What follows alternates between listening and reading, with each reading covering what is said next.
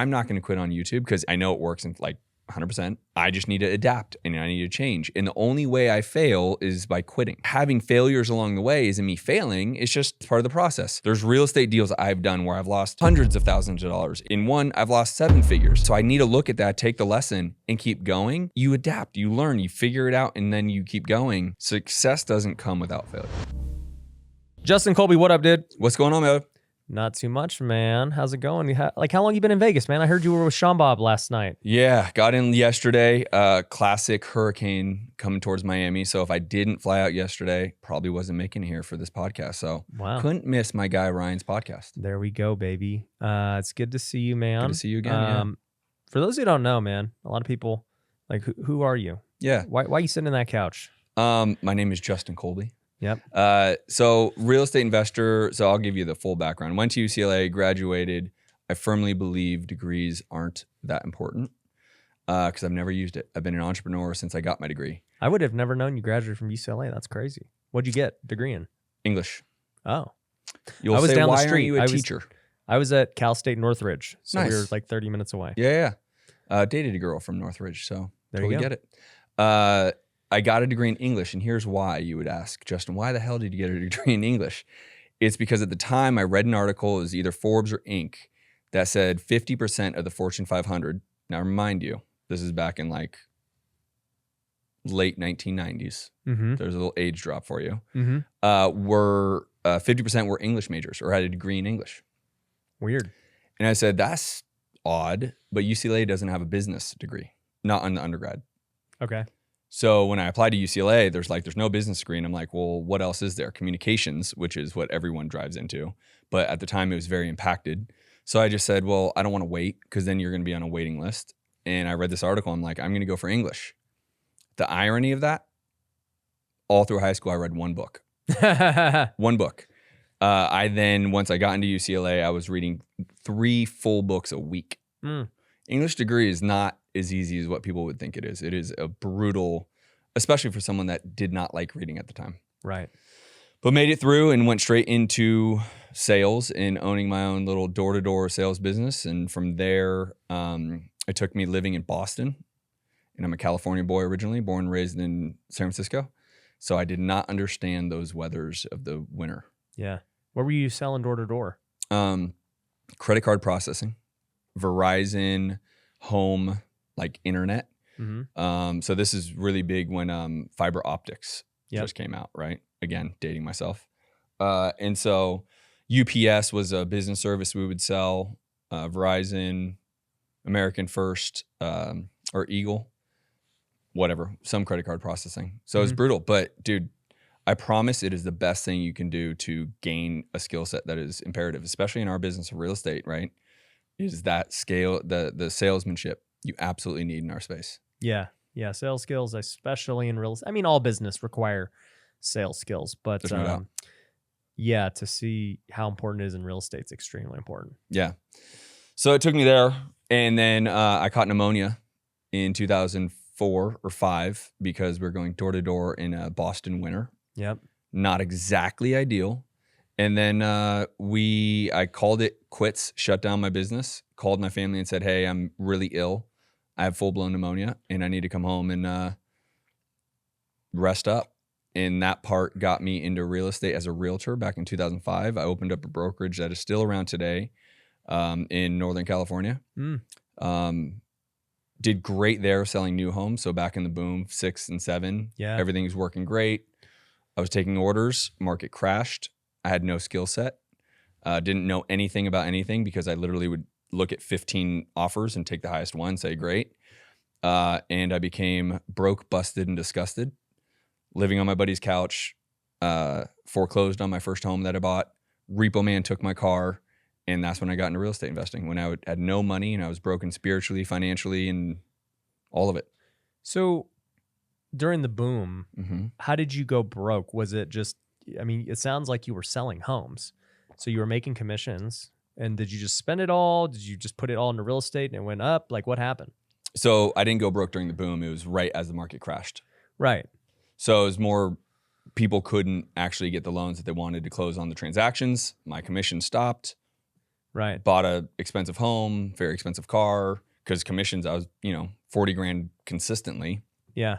All of a sudden, there's not 40 grand, and I'm living a lifestyle of 40 grand. Classic 25-year-old nonsense, right? So, lesson learned there is don't live above your means. You're living at a lifestyle that a 25-year-old shouldn't be spending that kind of money. They should be smarter. But I had no financial education. I don't come from entrepreneur family. So what did I know? I was living a good life. And so I took it in the chin on that one. But it was a great thing, right? Because then I got to realize what it really is like, and didn't want to call mom and dad at that point because I already did that once when I caught pneumonia. Mm-hmm. So this time I said, I'm figuring this out. And that's what got me into real estate. But back in 2007, 2008, there's no Ryan Pineda. There's no Justin Colby. There's no gurus out there to teach me. There's one or two really old school guys, but there was no YouTube channels. Facebook, I don't even think it existed at that point. Right. So different space, different time. And all I knew to do was call realtors. And that's how I got my first deal. How did you know to call realtors? Like, what even gave you that idea? Because I had to think, where the hell am I going to find an investment property? Like, where do you go to get one? So, I mean, you had no money. Mm-hmm. What made you think you could even buy real estate? So I did know enough about transactional funding. Okay. So back then, that was a really big thing where they would give you 100% of your purchase price as long as there was a buyer on the back end. Mm-hmm. So I knew that. And I was like, dude, if I can do that, I can do this a lot. And so I lived in San Francisco at the time. I knew Phoenix crashed. We just talked about the ups and downs of Phoenix as a market.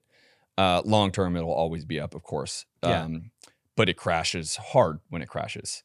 And so I virtually was doing this from a Starbucks in San Francisco, calling realtors in Phoenix, Arizona. Mm-hmm. Because the price point now, you can buy a 1,500 square foot home for like 80 grand. Like it was insane, the crash that happened in Phoenix. Yeah. So realtors loved my pitch, kind of like, hey, I'm an investor. I'm looking for kind of quick flip, something that I can buy and then sell off and blah, blah, blah. They loved it. They were not making any commissions because everyone was crashing, right? So they were like scrambling as much as anyone else. And it took me 9 months to get that first deal. And how much did you make that first deal? $7 grand. So was it a wholesale essentially? No, it was a double. It was a quick turn. So transactional funding. I had an end buyer lined up. Yeah, so it was essentially a wholesale. Yeah, where I didn't come out of pocket. I didn't have to like remodel it. It wasn't a rehab. Okay. So you do this, and I mean, you go 9 months trying to get your first deal. You finally do it. This is in 2008, you said? 2009? 2007. End of 2007. So what happened from there? Second deal comes right away because momentum happens, right? You get confidence. You know that you can do it. You can trust yourself now. This is real. Second deal happens right away. Made another $7 grand. So I made 14 grand total. I was still essentially in poverty.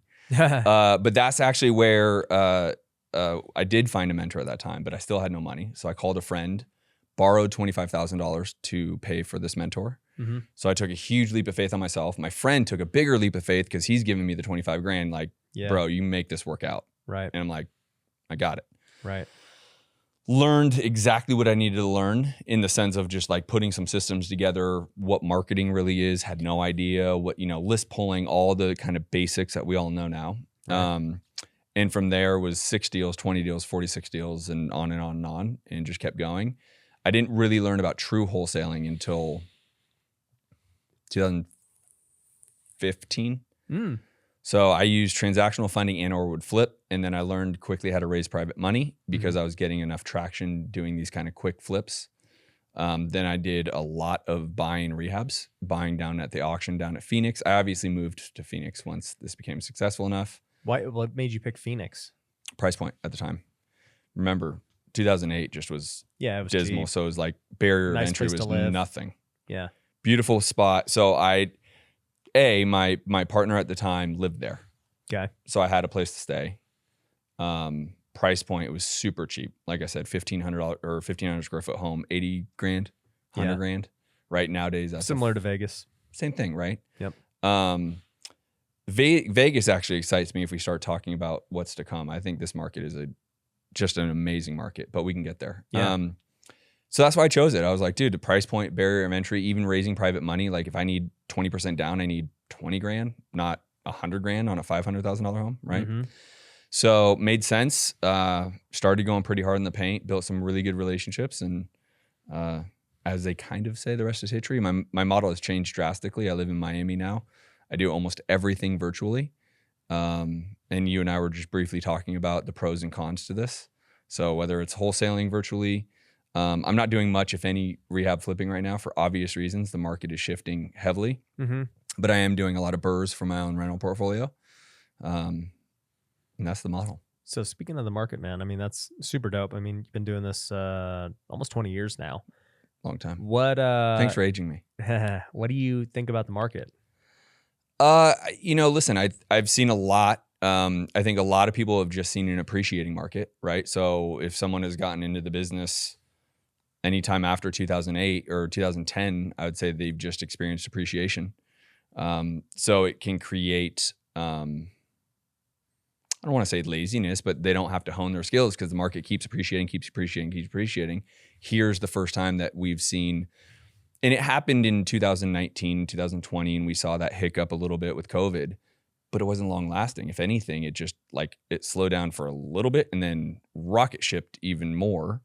So I think this is just a time to be patient and pivot a little bit, right? I mean, you got to navigate to what the waters are giving you. And so this right now is, listen, even this week, my lender went to 7.8 on a rental, like 7.8. So this is no longer a good rental, right? Essentially, I'm going to make like $100 a month, and it's because of interest. So you just got to be patient because there is going to be some level of blood in the water.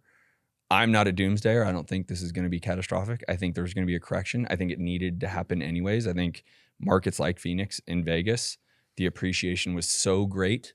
It historically has never been seen. Yeah. We don't have anything to point back at. Oh, back in 1940, we had this level of appreciation. We don't have that. So this is a little bit of correction, and it'll probably last for, I'm going 12 to 24 months. But there's going to be a lot of great opportunity. Like, at my point, people need to be all in on real estate right now. Everybody. Because what I can tell you, myself and others, if you knew what you know today, would you not have been all in on real estate in 2008?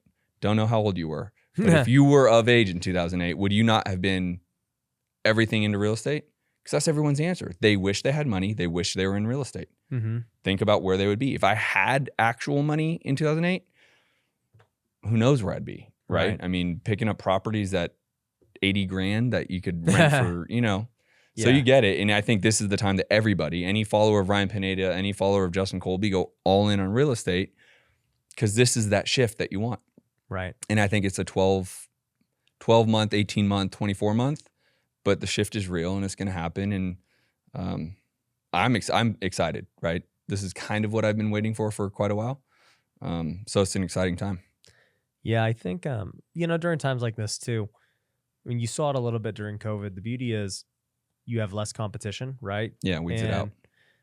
The strong survive, and those who kind of had choppy businesses before kind of get exposed. And, I made a YouTube video recently talking about how, 10 ways you could dominate the recession.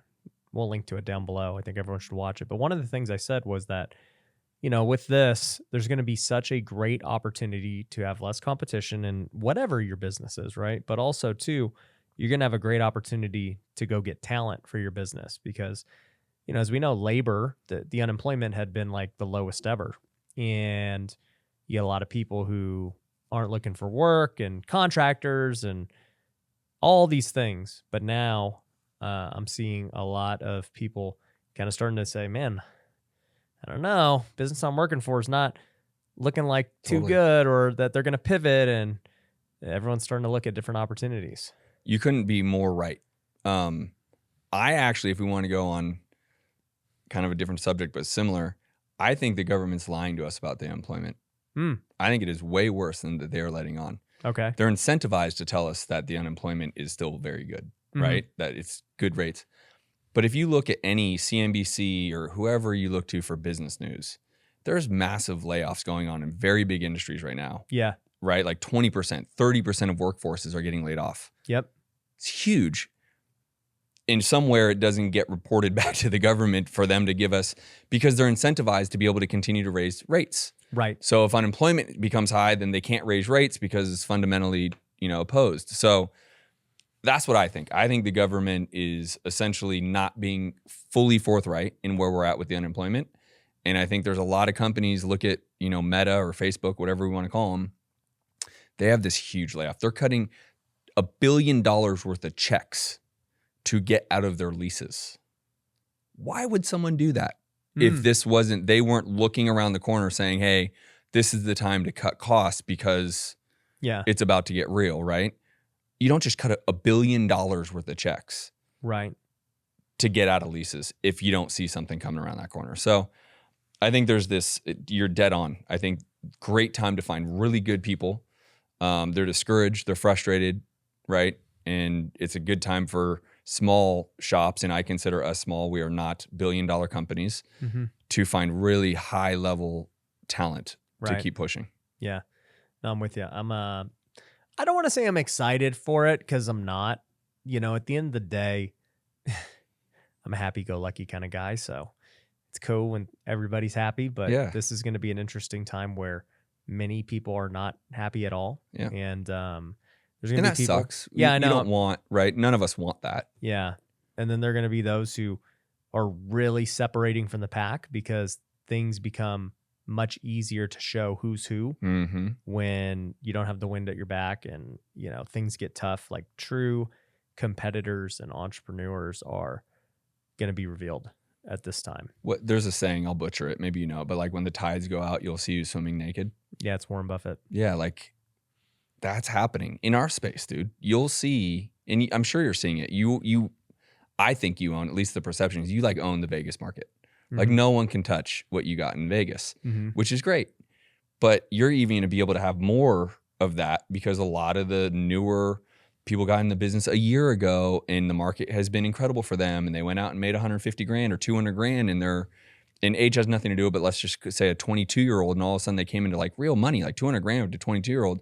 Heck yeah. But the market, it was the wind at their back, right? Yeah. Those individuals don't have the skill set. Same thing that happened to me as a realtor. And I'll never be a realtor again, by the way. I know you have a brokerage, but not my jam. I had no skill set. The reason why I went belly up financially, I did not create the skill set that I could have lasted into the crash as a realtor. Good for me because ultimately I'm way happier as an investor. Right. But when you're an order taker and you quite literally are just looking through offers and choosing the higher one, there's no skill set in that. No negotiating, no selling myself to the homeowner, nothing. So this round, you're going to have a lot of people who do leave the space because they didn't create a skill set. They didn't go to Ryan's training or Justin or any of the people that could actually educate them on how to do it. They just had the wind at their back and they watched enough of your YouTubes or my YouTubes or someone's YouTubes that they were able to get it done. Yeah. Yeah, it's going to be an interesting time for sure. So today's podcast is brought to you by Future Flipper. So Future Flipper is a real estate education company that I founded back in 2018. And since then, we have helped thousands of students all across the country learn how to invest in real estate. And it doesn't matter whether you're trying to learn how to flip houses, whether you're looking to wholesale or build your rental portfolio. We've helped everyone in all the different circumstances. This even includes people who have never done a real estate deal. We've helped beginners get their very first deal. We helped other people who have already done some deals scale to doing multiple deals a month. And we've even helped people get to my level, people to scale their business to doing over 100 deals a year, learning to become an owner of the company and not be involved in the day-to-day and learn how to delegate and hire employees at the highest level. So regardless of what boat you are in, we can help you out at Future Flipper. We've got amazing events. We've got amazing coaches. I coach directly in Future Flipper, and I would love to help you get to the next level. So all that being said, if you are interested in getting a free consultation call, a free strategy call to see what it's going to take to help you get to the next level, go to futureflipper.com and you can book a call with my team. Once again, check out futureflipper.com to book a call. I know that many of my listeners on this podcast are high-income earners in fields outside of real estate. And they always ask me, Ryan, how should I invest my money? Should I go start flipping houses? Should I buy an Airbnb? Should I buy rentals? What do you think? And I always say, look, a better use of your time is continuing to build your business and your career because you're already really good at it. Trying to go figure out how to do real estate deals on your own and managing construction and all that stuff is probably not the best use of your time, but you can still invest in real estate by joining Pineda Capital. We will do everything for you. We will find the deals, we will manage them, we will get them renovated, we'll get them rented out and everything else. All you've got to do is invest and you're going to get a return on your money. So if you want to figure out what is the next deal that you can invest in, you can go to pinedacapital.com. Currently, we're only open it to accredited investors only. So if you want to get in on our next deal and you want to get on the VIP list, definitely go to pinedacapital.com and apply today. So, speaking of YouTube and stuff, it's funny because I don't remember where we were at, but this was like, 2.5 years ago? We were in Phoenix, bro. Yeah, we were in Phoenix, but I don't even remember why we were. We were doing. We were having dinner, and I'm blanking right now. We were at Doug's house. Doug's house. There you go. Yeah, we were at Doug's house. And you and I remember this conversation because hey, I'll let you tell it. This conversation is so good. So you and I both were like, dude, I want to get serious about social media. I want to get serious about YouTube. YouTube's the future. We were just like basically same subscribers, right? You have catapulted to like the stratosphere and I can't figure it out. I can't even get close to figuring it out. Well, I think when we first, before that, I had already been trying, I had already been committed for a couple of months. And I was telling you, I was like, hey, this is like what I'm doing. This is why it's important. And you were like, all right, dude, like I'm going to do it. And, I think, like I said, 2.5 years ago, it's kind of revealed that, yeah, it is super important and it's going to continue to become more and more important. What do you think like your journey has been? Because when I look at you, I look at like another entrepreneur who understands its importance. And I see a lot of people who are trying to get into social media now. What would you say to those entrepreneurs that that you've learned the last 2.5 years? Yeah. Specific to social media, YouTube type thing, or just in general? In general with social media. Yeah. It's a must, and it'll always be a must. You just highlighted that. Like, this is the wave of the future. That was one thing 2.5 years ago. You and I were like, dude, that it will be and will always be. Everyone will be online. It was highlighted even more during COVID, right? And maybe you can talk to that. Like, I feel like your massive growth on TikTok because you got really, everyone was at home. You're like, I'm going all in, like all in, all in, all in. And you did it. And so I'd call you and you'd be like, hey, dude, I like what you got, but you might want to pivot this, right? And I'd ask for advice. But the reality is, like, it doesn't matter. As an entrepreneur, it is borderline foolish not to be all in on content in general. TikTok, YouTube, Facebook, Instagram, all the platforms, to be all in on it, because there's a Gary Vee model, and Gary just put something out I thought was really interesting, which was he's always been about like, just keep going, keep putting it out and something will hit and be consistent. His whole thing has been consistency. He just put something out saying, I'm not changing my tune on that, but create different stuff, right? Like the talking face isn't working the way it used to. Yeah. You need to now create some of the, more charismatic, changing how you're putting out that content, because that will help to virality, right? Going viral and having the million things. Yep. You just really hit it right. You did the right things at the right time. I give you a lot of credit to that, because I to this day am like trying to figure out YouTube, right? It's just, and I'd put out content. I put up 5 pieces of content every week. But I'm not going to stop. I might have to adapt. The same thing we're talking about the real estate. Yeah. I might have to adapt, change my style, change how I deliver content. Great. Yeah. And the reason I wanted to highlight it was because this is what I see is that, I had a lot of success quick, which was great, but I did go into it. And I told you this 2.5 years ago before I had success. I had a few thousand subscribers, I think, when we were first talking. I go, I'm going to keep at this for the foreseeable future for years. And I don't know how long it's going to take to hit or figure it out, but I know it's going to be worth it. And I'm going to just keep doing it and keep doing it. And, it hit quicker than I thought. And it's been fantastic. But what I respect about you and and there's actually not many entrepreneurs like you, is that you have stayed with it and you've had some degree of success in certain areas. Like you said with YouTube, you've been struggling to figure that one out, even though you're constantly putting out content and things. And what I can say is I respect that, because most entrepreneurs, they'll do it for a month and they don't get results and they quit. Absolutely. They do it for a few months. They don't get results. They quit. So to stick with it is super important. And like my belief is that, if you're willing to put in the work and do what's necessary, then it really just becomes two things. It's either strategy or refining skill. And so it's like, and this is with anything, not just social media, right? Totally. If you want to have success, you got to have the right strategies and you got to just continue to get better at it. And, I think that that's all it is for anyone trying to grow. It's just like, okay, if YouTube is not working right now, then change. You have to change whatever you're doing. Don't just continue to do the same thing. Right. With TikTok, like you said too, if this has worked for me anyways, let's just say talking heads, just straight up looking at the camera right now has worked this way, for the past few years. That's great. Does it mean it'll work tomorrow? No.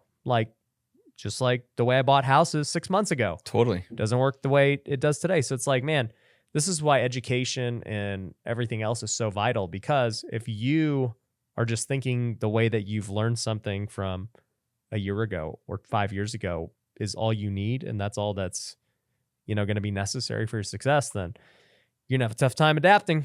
I think you just put out your social media.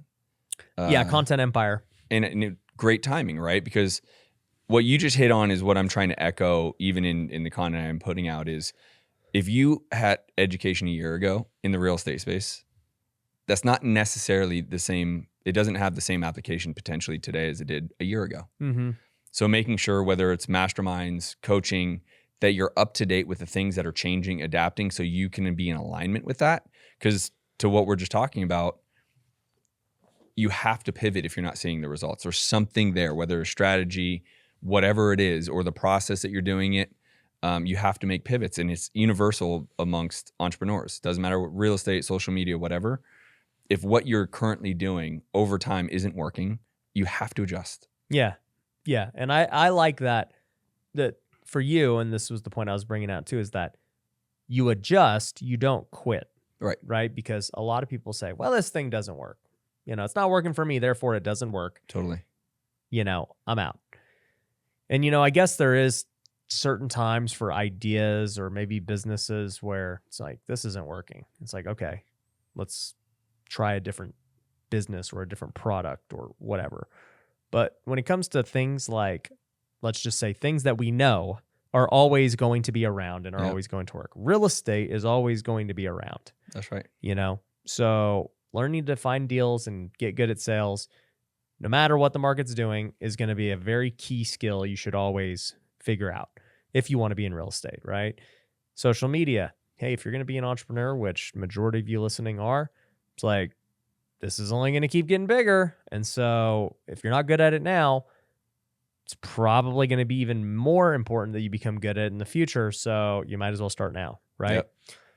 So I think it's just like you have to continue to start honing in your skills, even if they don't make you money right now. I think I posted something that I think you'll fully agree. Success doesn't come without failure. Impossible. Everyone sees the level of success you've had, right? They've followed you for a long time. You have a huge, but there's failures along that path too. That's why you're here. Oh yeah. Right. And to your point, I'm not going to quit on YouTube because I know it works in like 100%. There's no doubt. I just need to adapt and I need to change. And the only way I fail is by quitting. Yeah. But having failures along the way isn't me failing. It's just challenges, right? It's part of the process. There's real estate deals I've done where I've lost hundreds of thousands of dollars. In one, I've lost 7 figures. Okay, so I need to look at that, take the lesson, and keep going, not just quit because it didn't work or I got punched in the face. I don't know any losses you've had, but I'm sure there are some. You adapt, you learn, you figure it out, and then you keep going. There's no reason for people to think if they make a mistake, they lose some money on a deal, their YouTube's not working to where they want it to be. Whatever the thing is, right?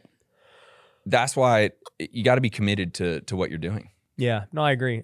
The biggest thing I've learned is from my losses. I think I've told this story before, but in 2019, 2018 was the last time there was like extremely hot growth, and then they It was also the last time they raised rates. So 2018 was extremely hot growth. All of a sudden, they try to taper it, so they start raising rates, and market slows down tremendously. My first, time going through something like that, ended up getting super aggressive throughout 2018 because I'm seeing the prices rise and all this stuff. And sure enough, in 2019, I'm sitting on a bunch of bad deals, and I had to sell all these deals. And at the end of the day, on the bad deals, we lost $500,000 total. Now, my investors all got paid their interest and everything else. I lost $500,000, and that was one of the most costly lessons that I've learned in my career. And it set me up for the future of, hey, here's how I could have done it better. Here's how I could protect myself. Here's what we could do. Now, as we are looking at this situation here 4 years later, a similar scenario is playing out where the market was extremely hot. They raised rates even way faster than in 2018, like way worse. At the same time, though, we were coming from a spot where there was way less inventory. Like, they're very different circumstances right now. You get a lot of sellers who have super low interest rate loans, so they don't even want to sell. So there's a lot of factors trying to navigate through this. But moral of the story, I probably have like 40 flips right now going on. Who knows how all of them will plan out and pencil out when it's all said and done. But there will most certainly be some losers. There will most certainly be some winners, and we will see how it shakes out. Yeah. And, if you were to ask me, Ryan, do you think that you made a mistake on the losers? I would say no. I mean, I've played it exactly how I wanted to play it. And this is the reality. The last 2.5 years, I've been flipping, I've been buying everything, and I've been making a killing. And by buying all those things as flips and then, making an extra 20, 30, 40 grand on all these deals over the years, I can't get mad when all of a sudden it switches and now I'm breaking even or I'm potentially losing money, or, I still make money because we got a really good deal. Yeah. Whatever. Right. It's just, that's part of the game of doing business. Now, also too, realize, I'm in a different situation where, I've got streams of income from all these different things. And so for me, if the house flipping business stalls out for, however many months until we sell off all these properties and kind of have our reset and, all that, I'll be fine. I got all this other stuff happening. So it's very different than in 2018 when that happened. I was like, one stream. Yeah. It was like house flipping was the only stream. Okay. How am I going to get out of this? Well, man, there's a lot. I'm going to have to just get more deals. I'm going to have to wholesale. We're going to have to find some way to cover this cash flow crunch that we weren't expecting. And so, we went about it that way. Whereas now today, it's like, okay, you know what? Home run offer has a bad month and, we lose hundreds of thousands on whatever. All these deals, or who knows? I don't know what the total will end up being. We will see. Right. It shouldn't really be an issue. Yeah. The number one question I get asked by entrepreneurs is, Ryan, how do I create a personal brand like you have? How do I start monetizing social media? And I've been asked it so many times that I said, you know what? It's time to start a business and teach everyone exactly how I've done it. If you want to learn how I've been able to grow my social media following to 1.7 million followers in just 2 years, and you want to learn how we've gotten over 500 million views and turned those views into over $1 million a month in revenue, then Content Empire is for you. You see, there's a lot of people who are teaching how to, go viral on one platform or how to run paid ads or funnels, but nobody has figured out how to organically merge the two. Most people think it's pay to play. But if you want to learn how to get organic content, build a fan base, build people who want to buy your products who don't need to be sold, then I want you to go to contentempire.io, apply for a free strategy session with my team. We will teach you how to build your business on social media and monetize. So once again, go to contentempire.io and we'll chat with you. I'm a part of a lot of different masterminds, and one thing I have noticed across all of them is that they're very male dominated. And recently, Heather Blankenship, my now partner, attended one of my events and she said, Ryan, we need to change this. We need to start a mastermind for women because they are looking for something like this. They just don't feel like they belong. And I said, great, let's do it. So we started something called Wealthy Women, which is a mastermind dedicated to women in entrepreneurship. We've got members all across the country supporting each other, networking, growing together, going on retreats, you name it, they're doing it. It is an amazing thing. And it's not only just for women in entrepreneurship, but also spouses like my wife who are of entrepreneurs or who are partners in the business. So if you're a woman in entrepreneurship or you think your wife might benefit from some community with other women in the industry, then Wealthy Woman is for them. Go to wealthywoman.io to apply for a call with our team and see if it's a good fit. Once again, that's wealthywoman.io. So you said a lot there that I think is so applicable to this. Like multiple streams of income. I think depending upon the audience and who people are, I'm going to encourage someone to just get to become an entrepreneur in general right now, right? If you are employed, find a way to do that. It could be part-time. I know Ryan was big on flipping couches as a way to break in. It doesn't matter what it is, just do that. But then start to look at how do I make sure that I do have multiple streams of income to be able to generate that. For your example, if Home Run Offer loses a couple $100,000, you will be okay because you have, whether it's coaching or whether it's your e-commerce or whether it's all these other revenue streams that you're bringing in, you're going to be able to make it work. So I'd encourage people to get there. I think this is a really big thing for entrepreneurs across all spaces. Don't just be a one-trick pony. Find a way to have multiple streams. I was just on Brad Lee's podcast and he has multiple 9-figure streams of income. It's not just one. It's not singular. There's not one thing he does. You're the same way. I'm the same way. You just got to get there. You got to break into the industry. And then the point of losses, man, I would guess you are heavier on wholesaling than you are on flipping right now. And I would guess it's because of the experience you had in 2018. You knew what that felt like and you're like, okay, well, I'm going to go heavier on less risk and just keep moving and making income. And when the time's right, you'll go back into flipping. Well, you know what's interesting is for the last 2.5 years, we flipped probably 90% of the deals we got because I was just like, dude, why not? Market's going so hot. It's appreciating. Let's take advantage 100%. Of that. And then I don't know what month it was, but it was definitely before they even rose or started raising interest rates. It was probably around like April or May. And I told the team, I go, hey, we're going to start predominantly wholesaling. So at the time I had like 60 or 70 flips going on. And so I go, so we're going to, we'll still buy flips like when it makes sense. But, overall we are transitioning to a wholesale heavy model. And there was really 2 reasons for this. Actually, I'll give you 3. There was 3 reasons for this. One, and the most likely reasons, the one, like the least of them. The first reason was that scalability. I started to look at the house flipping business and I said, well, we've been doing around 100 deals a year for the past, going on 5 years now. 18, it's a lot, 19, dude. 20, 21. Yeah. So going on 5 years now, we've kind of settled into that. Now we've made more money, not because we've been doing more deals, but just because the market's been appreciating so much. Like our deal size just keeps getting bigger. And also too, like the average house we buy is way more expensive today than it was 5 years ago. Therefore, profit needs to be bigger. Plus the appreciation on those homes has been larger. So our profit margin was bigger. But, as I looked at it and I said, well, if I really wanted to scale this, which I haven't tried to, I've just been content where it is while I build out my other businesses. If we really wanted to go do 200 deals or 300 deals, what would we do? And I just realized I wouldn't flip. I would do wholesaling. I would just focus on sales and marketing, and I would just crush out deals. Yeah. And, it's easier to do with that because you don't have to get contractors. You don't have to raise money, all that stuff. And so I already made the switch and I said, I want our house flipping business to be, well, not our house flipping, but our real estate investing business. I want to do 10 to 20 million next year. What would we have to do? It's like, well, if we wholesale 300 plus deals at, $30,000, that's, $9 million right there. So, how do we kind of start penciling out to get over 10 million essentially?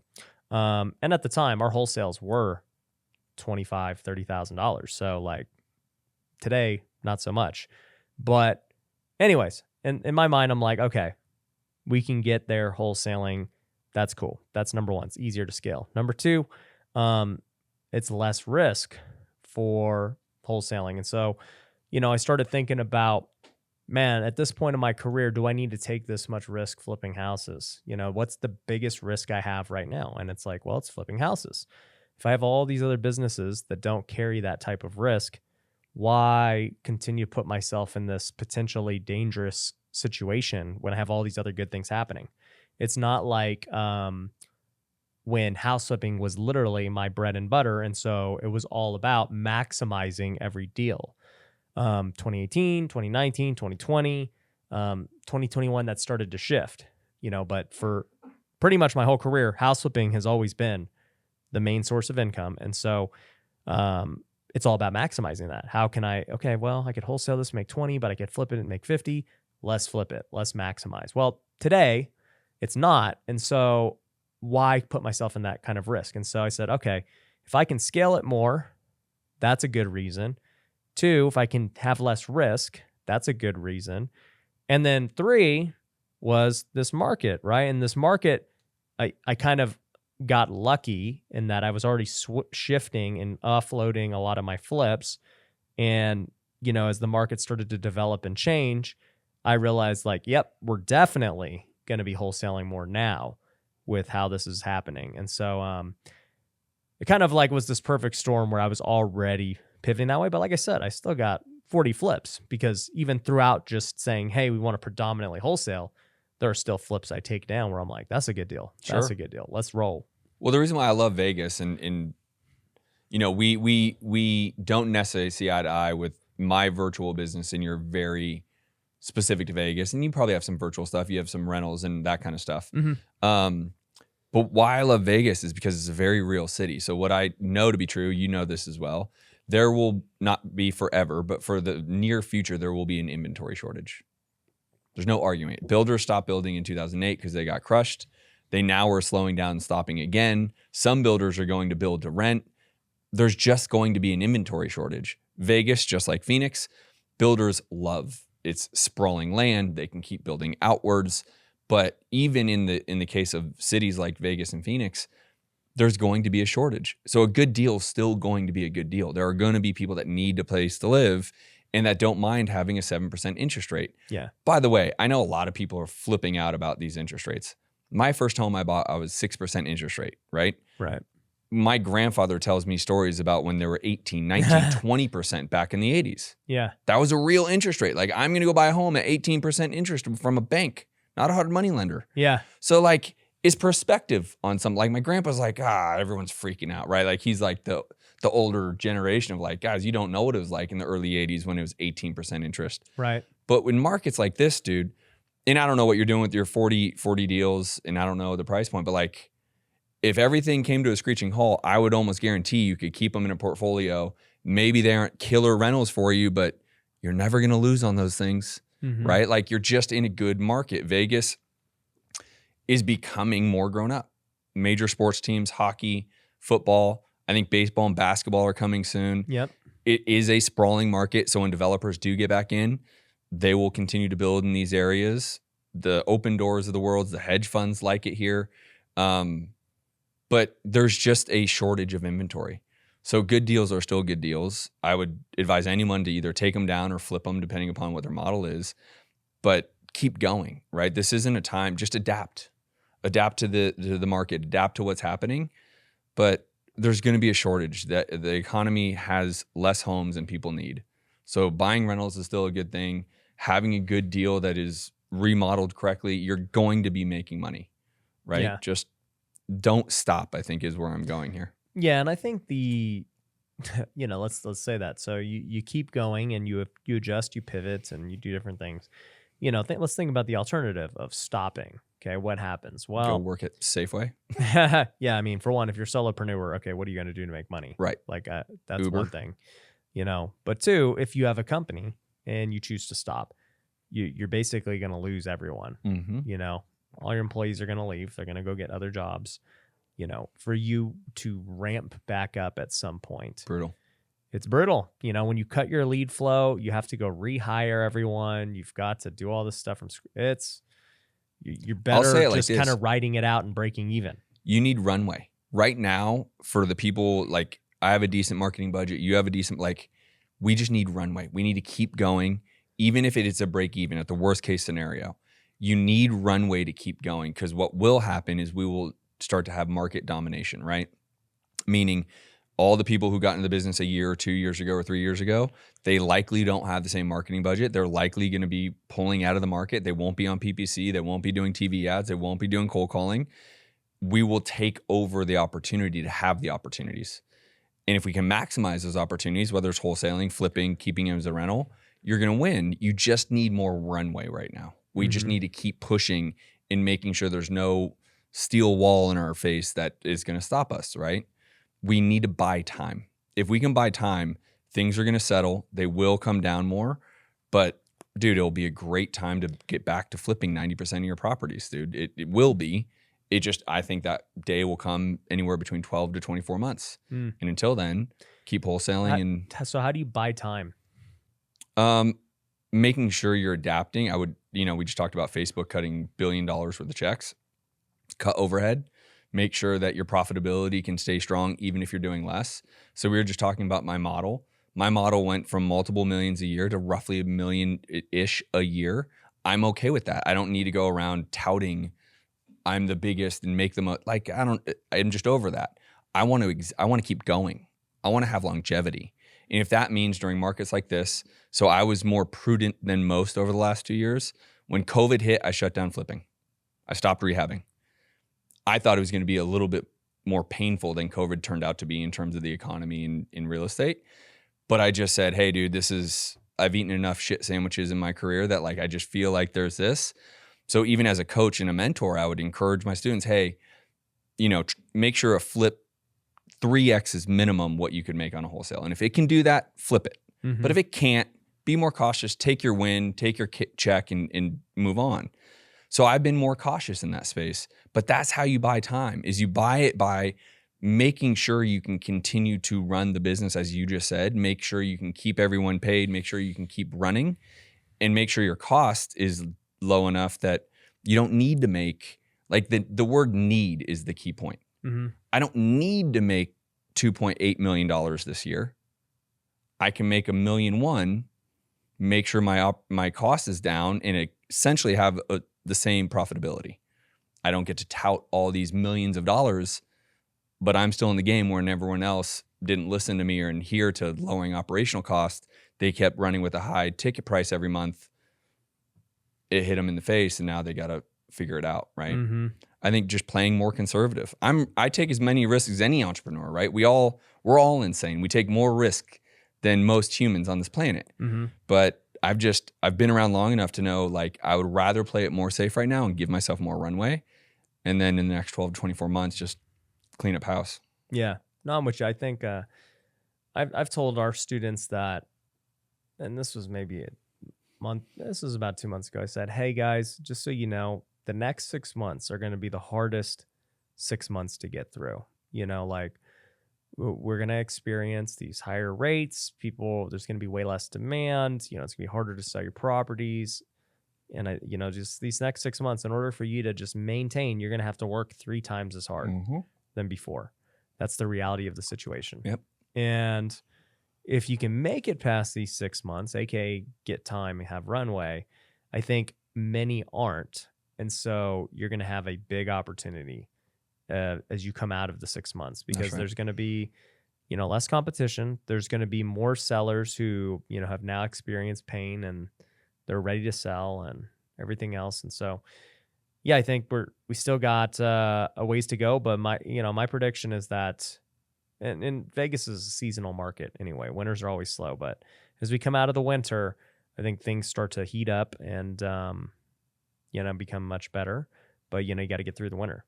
Yeah, just like anything, I think you're dead on. You can't quit, right? I think quitting is the only failure there is. You quit and say, it's my market, it's the interest rates. There's a reason for all of that. That's why I'm saying you need to find a way to, like, I had a great conversation. You said this to your students. I said the same thing to my wife. I said, honey, this is a season that I need to be more involved in my companies than I normally am. And that is going to take away from our time and the time with our baby and that kind of stuff, which is not what I want. But this is a season that I need to do that to make sure the health of my businesses stays strong and stays profitable and continues to run. And we do get runway. So when the things come back to normal, if we want to say that, we can get back to that. But right now I need to be more involved than I normally am. Mm-hmm. And it's just a conversation to have. Again, work twice as hard, work longer hours. I don't want to just put everything on, work harder than the next guy and all that rah stuff, but do the things that, can get you the runway that you need. And if that means firing some of your people and you doing it yourself so you can make the money, so you can have the runway, then that's what that means for me, for you potentially. Maybe I'm more involved in my real estate business and in my coaching business than I normally would be. Mm-hmm. Okay, so be it. Yeah. Right? Yeah, and look, a lot of people who watch my podcast and listen, they hear me talk about working 30 hours a week and 10 to 5, and that is my thing. And I've been doing that for many, many years now. But what I've said during that time is there are seasons where you do have to turn it on. And this is probably one of those seasons where, and here's the deal, right? And this is what I want to make very clear about the Wealthy Way is the season cannot turn into a lifestyle. Mm-hmm. That's where it becomes the problem is that, okay, you know what? Yeah, we're in this recession. I got to work very hard. I got to get up earlier. I got to stay later. And, for the next few months, as we get through this, it is what it is. This is what I have to do for us to succeed. And, you do it. And then, you now have a choice, right? You're out of it. But it's like you've developed this habit, right? And so now it's like, do you keep doing that? Do you, scale back to knowing what you need to do with spending time with your family and everything else? Like that's where, for me, it becomes like the awareness part of things because most entrepreneurs don't know how to turn it off. I was just going to say that. And that's the right thing to be screaming from the mountaintop because most entrepreneurs, they go in all in, right? This is why I think most entrepreneurs, we all have this little something wrong, right? We're putting it on our shoulders. We're betting on us, which is the better way to live life, in my opinion, because we get to create our lives. We're the 9-to-5 person. They're essentially dictated by what their job allows them to do in terms of the day and hours and income. So this is the only choice I have for my happiness in this life. But I'd also say it is just perspective. I've gotten out, I'm 41 years old now. I've gotten out of the need to be the biggest, the baddest, to make the most money, to have all that kind of thing. I've gotten much more into the need of build a really good financial lifestyle so that I can live the life that I want to be living, right? And so as a moment in time, that means I have to do this. When markets shift and things get back to, again, normal, this is the new normal, so I don't even want to say that, but then I'll kind of get back to the lifestyle that I want to be living and having a little more time off and free for my family. Mm-hmm. But it has to be said because the people listen, you and I are a part of masterminds. We run our own masterminds. There's people in here that don't know how to switch it off. Their marriages fall apart. They're not being good parents to their children because they see them, maybe when they're going down to bed. That's the challenge. Mm-hmm. You got to find a way to be able to break that because the relationships are all nothing means anything except for those relationships, right? Mm-hmm. So I would echo that 100%. Yeah. And that's the point of creating the Wealthy Way. And for those of you who don't know, by the way, the Wealthy Way book is coming out December 13th. You can go pre-order it on Amazon. I'm super excited about it. Things going to change. Congratulations to you. That's rad. Thank you. We're going to, so, everything with the Wealthy Way is always free. I released a course earlier. We built software for a planner. The book, you can obviously buy a paperback. I don't even know what it's going to be, but whatever's the cheapest we can sell it for. Right. But you can get the Kindle for $1. And this ain't like one of those free ebook type deals. Like this is legit real book. Yeah. I just want to give it away. But also too, we are doing a special for those who leave a review. I created another course that's free called Business Builder Academy that I'll be releasing or basically giving it away to people who support and, get the book and leave a review. So yeah, we'll link to it down below for everyone, but I'm excited about that. Dude, that's phenomenal. I think there just needs to be more individuals like you in the space that have a place that they can give without asking for a monetary return, right? Mm-hmm. And there's just not enough of that, right? I do my part in the sense of like the science of flipping insider. It is quite literally an entire wholesaling video training that I give away for free because I want to do the same thing you're doing with Wealthy Way. Like people just need to be able to attain it. Not everyone has the means for coaching, masterminds, or otherwise. Mm-hmm. So I think there just needs to be more graciousness like that. And I'm super happy that you're doing stuff like that because especially the meaning behind what you're putting out with the Wealthy Way is really what life's about, not about business and money and all the other things, right? Yep. But business and money are great too, though. It does make things a lot easier. I will tell you that. I've been very, very broke. We just discussed that. And I've made a lot of money and been very rich. And I'll tell you, rich is better because it affords you a better lifestyle. You can overcome certain challenges that if you don't have money, those challenges become catastrophic. Where being able to be financial resources, those challenges aren't very big. What would you say to somebody who is broke right now, trying to figure out what they should be doing in this recession? Maybe they're, obviously, maybe they're going to be getting laid off or something like that, trying to figure something out. What do you think?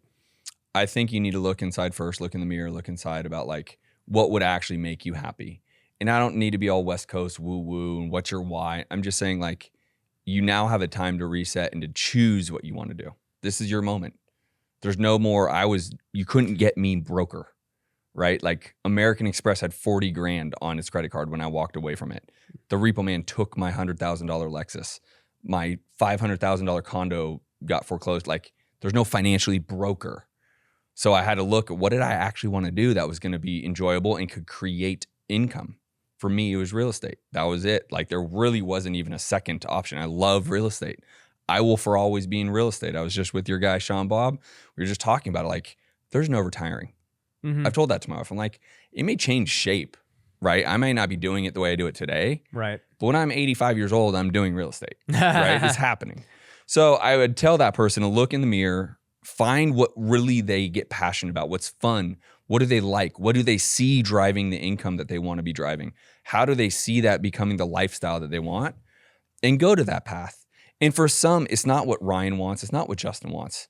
I do want to make a lot of money because I know what a lot of money can do for me, my family, and others. So that is what I really want. For some, that may not drive them. They want to do something else. So do that, right? I tell students all the time, don't quit your job if you like your job. And you like real estate, so do real estate on the side and keep your job. You don't need to quit. You don't need to build what Justin built. Go do what you want to do. And that's what I tell the person. Look internally, find out what is a driving force for you, what you genuinely enjoy, and who cares about the economics.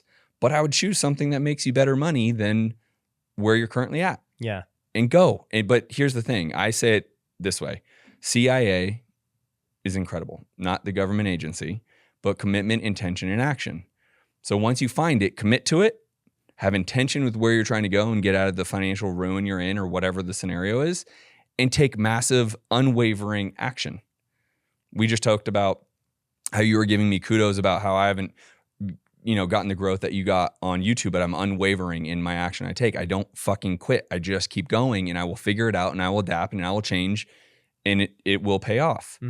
That is the same thing I would tell anyone that if they're in a bad place financially, if they're about to be, maybe they're getting laid off, commit, have intention, and take action, and don't let your action ever waver. But that's why you got to figure out like what's worth it for you. What would you be able to enjoy every single day? The same way I enjoy real estate. I'm never quitting. Right. So, no, I'm with you, man. I think for somebody who's now looking at a new career, or you're just trying to figure out what to do next, I think real estate is a great career for anybody. I always say this about real estate. It's one of those things that's both a business and an investment. There's lots of businesses you can get into to go make money, right? You can go flip couches, you could do real estate, social media influencer, like there's a lot of things. But real estate is the one that is also the long-term wealth. Like if I get good at finding deals and flipping houses and wholesaling, that is my business, my active income. It's great. But it also gives me the ability to now go park my money. That's right. Because what I see from a lot of my rich friends who are not in real estate is they have no idea what to do with the money they make. They're in, sports or anything, they're just like, dude, I don't know what to do with this money because they don't have the skill set. But if you get good at real estate, you have the skill set to also know what to do with your money. So I like it for that reason, for people who are trying to figure out a new path. But I also will say this, a lot of people during the pandemic lost their jobs, and it was the first time they were on their own trying to figure out, like, man, maybe I should try this entrepreneur thing. And it worked out pretty well for many of them. Yep. They didn't realize they were an entrepreneur. They had worked corporate. They had done many things throughout their life. And then they realized, you know what, I actually can do this for myself. And I think people are going to get that opportunity now instead of kind of maybe having the golden handcuffs they've kind of had on themselves this whole time. I know you do, and I'm going to encourage all of them. Whoever's listening out there in this scenario, go be an entrepreneur. I would encourage everyone to be an entrepreneur. Just understand it's going to take a lot more work than you possibly think. Yeah. It is not as easy as, like, again, we can tend to make it easy. Right. Like you essentially made it look easy to become very successful at social media. Yeah, I'm living proof. It is not freaking easy. Like, I've had some success with Instagram and some Facebook, and that's fine. The YouTube one I have not found to be as easy as Instagram and Facebook and some of the older stuff. TikTok, I've started to get some success, and then the algorithm changed, and what I was doing all of a sudden, literally overnight, did not work anymore, right? Like, I got 36,000 followers in like 2 weeks, and literally overnight, it went to like 8 people watching my TikTok. And I'm like, how did that just happen?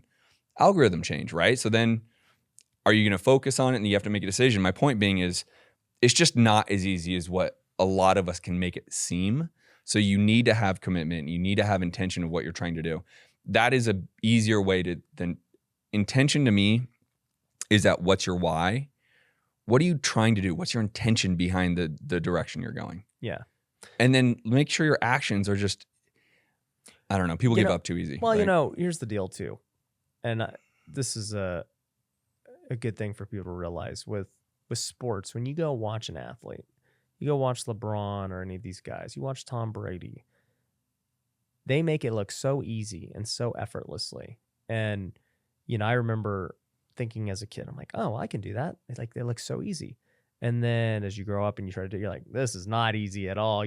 Tom's got these guys trying to kill him. He can't see over the line. He's about to get crushed by some dude who's 300 pounds. Like, it's not easy at all, but he makes it look easy, right? And business and social media and things are very much like that, where they're like, wow, that happened so quick. That was fast. But it's like, if you knew the amount of repetitions it took to get there, the amount of trial and error, the amount of studying, the amount of meetings and consulting and everything else that it took to create the final product, the game day that you see today, you'd be like, wow, that was hard. But, Totally. At the end of the day, though, that's what being successful takes. Being successful is not easy. It can look easy, and it gets easier. The game's easier for LeBron now, having 20 years of experience and having seen everything. Totally. Than it was his rookie year. Well, even use the Tom Brady. Like, he wasn't a starter. He got drafted 198, I think is the number, 199, something like. But he could have easily been like, oh, great, I'm just going to be a backup forever. Yeah. Right? But he prepared and kept preparing and kept doing the things that were needed. So when his day did get called, because Drew Bledsoe, I think it was, got knocked out. Yep. He literally came in with all that preparation, knowing one day his number is going to be called. LeBron, Steph Curry, some of these, like Kobe Bryant, like, they just prepare and they take so much action preparing that when their numbers get called, in the analogy we're going with, they're on and they're great at it and they make it look easy because in the background, they're taking 3,000 extra shots after practice. Yep. In the background, they're the first one there at 5 a.m. going through physical therapy so they could hit the weight room, so they could do all these things so they could be stronger for the season. That's the stuff that just people don't see. And that's why, it's interesting. People talk about, I just want it now, right? The microwave society is very real right now. Everyone wants things now, right? And they don't want to go on the journey. And they don't want to put in the work that it takes to actually get there. They just want the result. They want to be there. And I don't care who you're talking about, whether it's a sports analogy, whether it's a musician, whether it's, I'm in Miami now, right? There's an incredible restaurateur, Dave Grutman, comes out with the hottest restaurants on the freaking planet, right? And, you know, it's not like Dave Grutman was Dave Grutman when he came out with his first restaurant. And along the way, he's had major failures. But the point to all of this, it doesn't matter the vertical, the industry, the sports, it takes consistency and over again repetition. That will breed the success. Mm-hmm. And by the way, what I find most people get discouraged at, the number one reason I see people quit or get discouraged is their own expectations of the result. Their own expectations of when they're going to get there. Mm-hmm. Right? I'm going to give the number $1 million this year, and they make 500 grand and they get all discouraged and blah, blah, blah. That person may not quit, but they put the improper expectation. Right. Right? And then they put a deadline on the expectation. I find that most people get the most discouraged and will end up usually quitting because of things of that nature. I think you need to have the destination and just put your head down and work towards it. And it may take you a year or 2 or 3, but you'll get there because you're unwavering in the actions you're taking to get there. Wise words, dude. Well, let's make sure we do that. I appreciate you coming on the show, man. Thank you for having me, brother. That was great. Yeah. For those of you who don't know, go check out Justin on all his socials. Go do him a favor and subscribe to his YouTube channel. I would love it. Thank you, all of you, wherever you guys are at. Go subscribe to Throw his me YouTube a subscribe. channel. He's gonna be switching it up and changing his content. That's right. And if you're not subscribed to this one, make sure you do that too. And we appreciate you for watching. We'll catch you on the next one. Peace. I hope you enjoyed this episode of the Wealthy Way podcast. If you got value, there are 2 things I want you to do. The first is go to wealthyway.com and get access to all of our free stuff. You can download our courses for free. You can use the Wealthy Way planner for free. You can subscribe to our newsletter. All of it's free. It is such amazing value. I want you to go take advantage of that. The second thing is, if you could go to Apple and leave a 5-star review, or if you're watching this on YouTube and subscribe, that would be amazing. It would mean a lot to me. In fact, if you leave a review, I might just shout you out on the next episode because we are reading those. So definitely check it out, and thanks for watching.